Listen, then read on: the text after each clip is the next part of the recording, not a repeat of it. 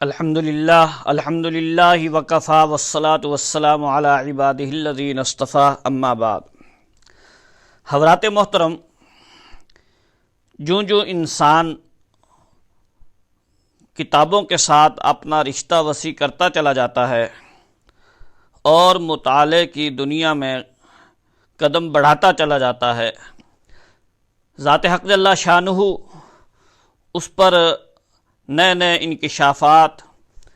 اور نئی نئی چیزیں کھولتے چلے جاتے ہیں۔ فقہ حنفی ایک جامع ترین فقہ ہے۔ فقہ حنفی کے مسائل کی تعداد عنایہ شرح ہدایہ کے اندر 12,70,000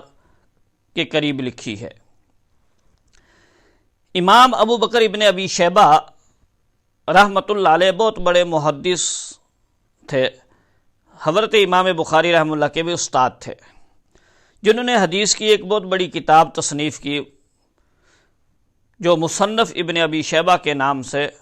معروف اور مشہور ہے۔ اس میں انہوں نے فقہ حنفی کے 125 مسائل سے اختلاف کیا۔ رئیس المناظرین حضرت مولانا محمد امین صفدر اوکاڑوی رحمۃ اللہ علیہ نے ایک مقام پر لکھا ہے کہ اگر بالفرض ان کے سارے اعتراضات کو تسلیم بھی کر لیا جائے تو فقہ حنفی کے مسائل کی تعداد ہے 12,70,000 کے قریب۔ امام ابو بکر ابن ابی شیبہ نے جن مسائل پہ اعتراض کیا ان کی تعداد ہے 125، جبکہ اگرچہ ان کے جوابات بھی دے دیے گئے ہیں اپنے مقام پر، اور مصنف ابن ابی شیبہ جو مکتبہ امدادیہ ملتان نے شائع کی ہے اس میں مستقل وہ کتاب شامل کر دی گئی ہے جو ان اعتراضات کے دفاع میں ہے، اور رئیس المناظرین حجت اللہ فی الارض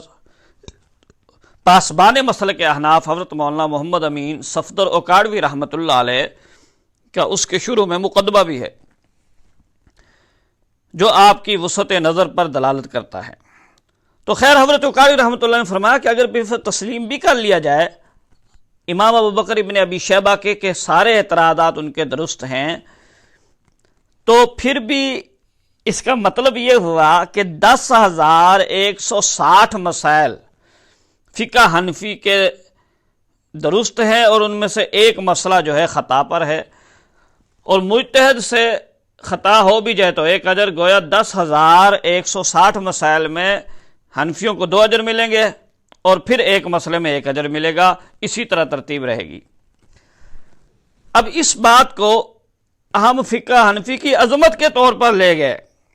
اہل باطل نے تو اعتراض کیا لیکن ہم عظمت کے طور پر لے گئے کہ دیکھو کہ مجتہد سے خطا ہونا یہ تسلیم کیا جاتا ہے، تو اگر بالفرض فقہ حنفی کے ان مسائل میں خطا تسلیم بھی کر لی جائے جبکہ اپنی جگہ پہ ان کے جوابات موجود ہیں اور ہمیں یہ تسلیم نہیں، اور اگر بالفرض مخالفین کی بات تسلیم بھی کر لی جائے پھر بھی فقہ حنفی کی عظمت اجاگر ہو جاتی ہے کہ اتنی عظیم فقہ کہ جس کے 12,70,000 مسائل تھے اس میں اعتراض کتنے مسائل پر کر سکے؟ اتنا بڑا محدث امام ابو بکر بن ابی شیبہ صرف 125 مسائل پر۔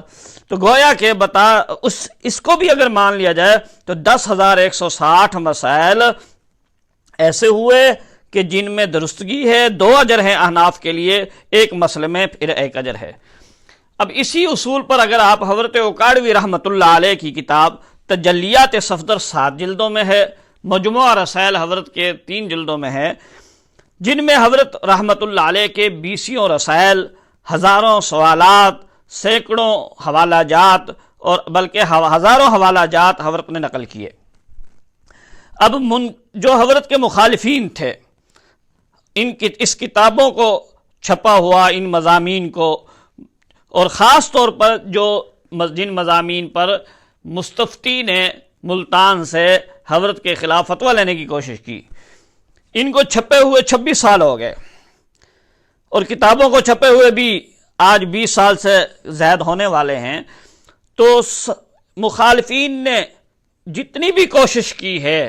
تو 2 عبارات ایسی ملی ہیں جن پہ ان کے ناقص عقل کے مطابق اعتراض بنتا ہے۔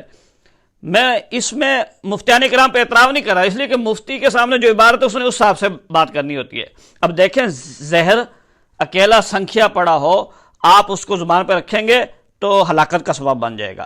لیکن وہی سنکھیا جب دوائی کے اندر حکیم اس کو تیار کرتا ہے اور اس کے ساتھ اور بہت ساری چیزیں ملا لیتا ہے، کشتہ بن جاتا ہے، دوائی بن جاتی ہے، تو وہ صحت کے لیے مضر نہیں رہتی۔ ہزاروں آپ کو ادویات ایسی ملیں گی جن میں زہر شامل کیا جاتا ہے، لیکن اکیلے زہر کھانے سے فوراً انسان ہلاک ہو جاتا ہے، جبکہ وہی زہر جب دوائیوں کے مرکب ہو کے آتا ہے تو شفا کا سبب بنتا ہے۔ اسی طرح اگر بالفعل مان بھی لیا جائے کہ یہ دونوں حوالے کمزور ہیں، لیکن حضرت قاضی رحمہ اللہ کی سیاق و سباق کی عبارات یہ بتا رہی ہے کہ اس میں سیدنا معاویہ اللہ تعالیٰ کی توہین کا نہ ان کا ارادہ تھا، نہ ہی نکلتی ہے، انہوں نے محض فسق یزید پر ایک استدلال کیا ہے، کیونکہ اگر اس سے حضرت معاویہ کی توہین نکلتی تو ابن کثیر رحمۃ اللہ علیہ پر بھی یہی فتویٰ لگے گا۔ اگر حضرت قاضی کو مستفتی کے بقول جس طرح دن رات ان کا پروپیگنڈا ہے کہ زندیق ہے معاذ اللہ، تو امام ابن کثیر کا حکم بھی وہی ہوگا اور حافظ ابن حجر مکی رحمہ اللہ کا حکم بھی وہی ہوگا، جبکہ ان دونوں اکابرین کی عبارات ان کی کتابوں میں صدیوں سے موجود ہیں، اور اہل سنت والجماعت سینکڑوں نہیں ہزاروں علماء نے ان کا مطالعہ کرنے کے باوجود ان دونوں عبارات کی وجہ سے ان حضرات کو فاسق تو کجا